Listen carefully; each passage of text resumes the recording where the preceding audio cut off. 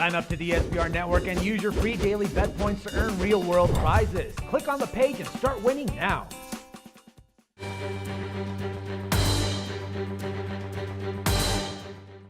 Welcome to SBRForum.com. In this video, we're taking a look at Game 3 between the Montreal Canadiens and the Tampa Bay Lightning. Now, if you've been watching this series, I think you know that it's pretty much do or die time for the Lightning. If they lose Game 3, this series is pretty much done. Hell, if they don't win Game 3 or 4, I mean, they can't, winning Game 3 doesn't really help them much if they lose Game 4. They need wins in the worst way right now, but it really doesn't look like it's going to happen.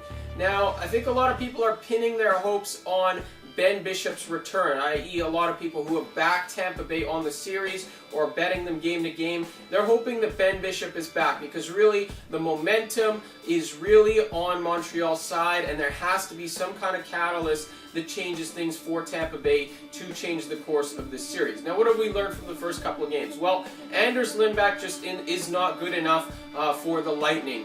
We know that Bishop is the team MVP. We're talking about a goaltender who is a Vezina Trophy candidate, maybe the winner this year. You can't subtract that guy off the team and expect the same type of performance from the Lightning. That's obvious. But you're hoping that Anders Lindback gives the team at least a credible, winning chance to win some of these games. He kind of did in Game 1, but there's a lot of soft goals in Game 1 still.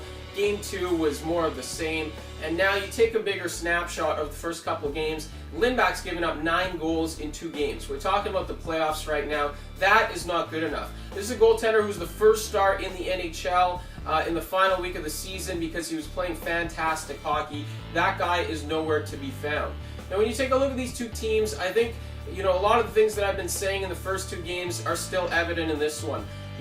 Montreal is a deeper team. They have the better blue line. Yes, Tampa Bay has the superstar in Steve Stamkos, but it doesn't look like he's getting much help right now. And if he gets shut down, Tampa Bay gets shut down. On the flip side, Montreal can roll lines. They can roll, 6 defensemen that play pretty well or have played pretty well in this series.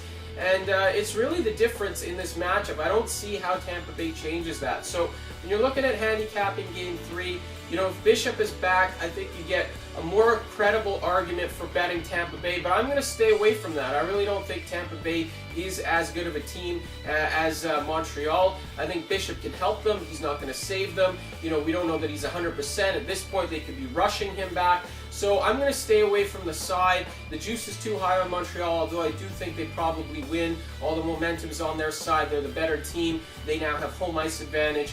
But I am going to stay away from the side. What I am going to take is the under. Now, the reason for it is, Carey Price seems to have settled down in this series. He's now back at home where he plays a little bit better.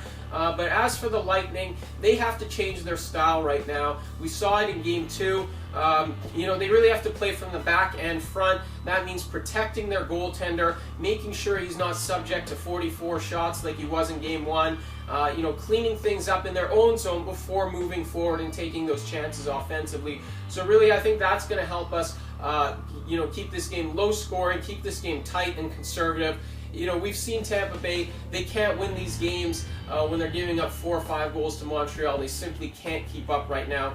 They need to find a way to slow down the Habs and keep this in a 2-1 type of game, give themselves a shot to win, maybe drag this game to overtime where a 1 goal ends up deciding the factor here, or being the deciding factor. So that's it for this pick right here on SBRForum.com. I like the under in Game 3. Make sure you check out all of our other videos, all of our articles on the site. We've got wire-to-wire coverage for you until they hoist the Stanley Cup. All the coverage that you need with picks, analysis, and stats.